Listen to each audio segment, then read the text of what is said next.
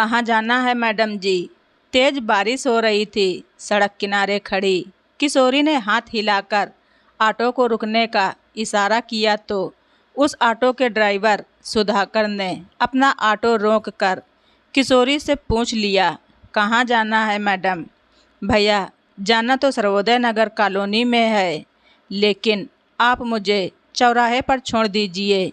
मैं आपको सर्वोदय नगर कॉलोनी तक छोड़ दूंगा मैडम, सुधाकर ने किशोरी को बताया। लेकिन किशोरी ने उसे बताना ज़रूरी समझा। भैया, मेरे पास किराया देने के लिए पैसे कम हैं, आप मुझे बस चौराहे तक ही छोड़ दीजिए। किशोरी की मजबूरी समझते हुए सुधाकर ने उसे ऑटो की पिछली सीट पर बैठने का इशारा किया। ठीक है मैडम।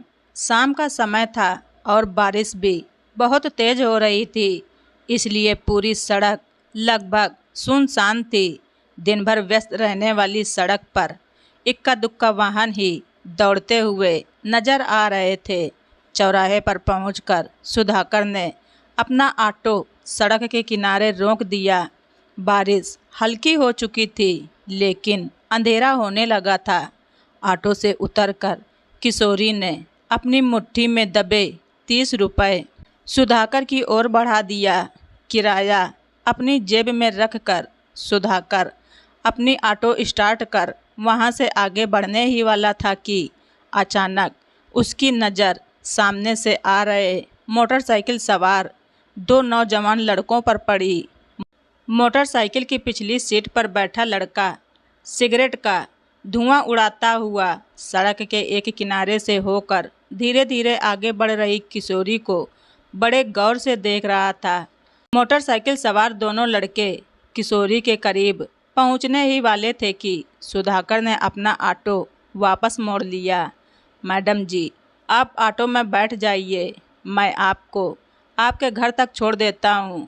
अजनबी ऑटो ड्राइवर का नम्र निवेदन और सामने से आ रहे मनचले लड़कों की नीयत से आशंकित किशोरी किराया देने के लिए रुपए हाथ में न होने के बावजूद बिना ज़्यादा सोच विचार किए फिर से सुधाकर की ऑटो की पिछली सीट पर बैठ गई। रास्ते भर हल्की बारिश होती रही और किशोरी सुधाकर को अपने घर का रास्ता उंगलियों के इशारे से बताती रही। लगभग 4 किलोमीटर की दूरी तय करने के बाद किशोरी अपने घर के दरवाजे पर पहुंच चुकी थी। सुधाकर ने ऑटो रोक दिया। किशोरी के घर का दरवाज़ा खुला था। अपने घर के बाहर ऑटो रुकने की आवाज़ सुनकर अंदर से किशोरी की माँ शकुंतला जी निकलकर लगभग दौड़ती हुई बाहर आईं और बारिश की बूंदों की परवाह किए बिना ऑटो के बिल्कुल करीब आ पहुंची। ऑटो से उतर रही अपनी बिटिया किशोरी पर नज़र पड़ते ही शकुंतला जी अचानक भावुक हो उठीं। बेटा, मेरा मन बहुत घबरा रहा था, तेरा फ़ोन भी नहीं लग रहा था। माँ, मेरे मोबाइल की बैटरी डिस्चार्ज हो गई थी, इसलिए मैं आपको फ़ोन नहीं कर पाई।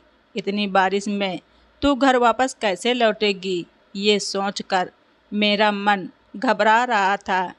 बेटा, लेकिन भगवान ने मेरी सुन ली। भगवान को शुक्रिया अदा करती शकुंतला जी ने ऑफिस से काफ़ी देर से ही सही, किंतु सकुशल घर लौटी बेटी को गले लगा लिया। अपनी माँ की चिंता बाखूबी समझती किशोरी ने मुस्कुराते हुए अपनी माँ शकुंतला जी को निश्चिंत करना चाहा। माँ, आप सही कह रही हो, भगवान सबकी सुनता है, तभी तो उन्होंने इतनी बारिश में इन ऑटो वाले भैया को भेज दिया मुझे घर तक पहुंचाने के लिए, वरना घबरा तो मैं भी रही थी। आज तो मेरे पास ऑटो से यहाँ तक आने के लिए किराया भी नहीं था। अक्सर चौराहे से पैदल ही घर तक आने वाली किशोरी ने अपनी माँ को बताया तो किशोरी की माँ शकुंतला जी ने सुधाकर के सामने हाथ जोड़ लिए। बेटा, ऑटो का किराया तो मैं तुम्हें दे दूंगी, लेकिन तुमने आज जो मेरी बेटी की मदद की है उसका कर्ज मैं जीवन भर नहीं चुका पाऊंगी। एक बुजुर्ग उम्र की महिला को यूं अचानक अपने सामने हाथ जोड़े खड़े देख सुधाकर ने शकुंतला जी को सहज महसूस करने की कोशिश की। माता जी, ऐसी कोई बात नहीं है, बहन बेटी तो सबके घर में होती हैं। मैंने सिर्फ सवारी समझकर नहीं, अपनी छोटी बहन समझकर इन्हें घर तक पहुंचाया है। मुझे किराया नहीं चाहिए। इतनी तेज बारिश में मसीहा बनकर आए उस अजनबी ऑटो ड्राइवर के शब्दों में गजब का अपनापन महसूस करती शकुंतला जी के साथ साथ किशोरी भी अचानक निशब्द हो गई। लेकिन सुधाकर संतुष्ट भाव से अपना ऑटो स्टार्ट करके वहां से वापस चला गया। तो दोस्तों, आप सभी लोगों को हमारी स्टोरी कैसी लगी कमेंट बॉक्स में ज़रूर लिखें। चैनल पर नए हैं तो सब्सक्राइब करना ना भूलें। धन्यवाद। रिचा वॉइस।